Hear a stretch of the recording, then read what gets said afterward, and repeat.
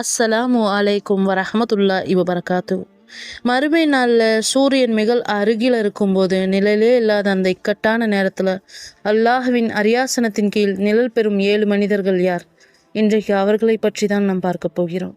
அதில் 1வது மனிதர் நீதியான அரசன். ஆட்சியில் அல்லது அதிகாரத்தில் இருக்கும்போது நீதியுடன் நடந்து கொண்ட தலைவர். 2வதாக வணக்கத்தில் வளர்ந்த வாலிபர், அதாவது இளமை பருவத்தின் ஆசைகளுக்கு அடிமையாகாமல் இறை வழிபாட்டிலேயே நேரத்தை கழித்த இளைஞர். 3வதாக மஸ்ஜிதுடன் இணைந்த இதயம். ஒரு முறை தொழுகையை முடித்து வெளியே சென்றால் அடுத்த தொழுகைக்கு மஸ்ஜிதை நினைத்து கொண்டிருக்கும் நபர். 4வதாக இறைவனுக்காக நேசிப்பவர்கள். இருவர் அல்லாஹுக்காகவே நேசித்துக் கொள்கிறார்கள், அவனுக்காகவே பிரிகிறார்கள். சுயநலமற்ற நட்பு. 5வதாக ஒழுக்கமானவர். அழகான அந்தஸ்துள்ள ஒரு பெண் தவறான அழைப்பு விடுத்த போதும் நான் அல்லாஹுவை பயப்படுகிறேன் என்று கூறி விலகியவர். 6வதாக இரகசிய தர்மம் செய்பவர். வலது கை கொடுப்பதை இடது கை அறியாத வகையில் மிகவும் இரகசியமாக தர்மம் செய்பவர். 7வதாக தனிமையில் கண்ணீர் சிந்தியவர்.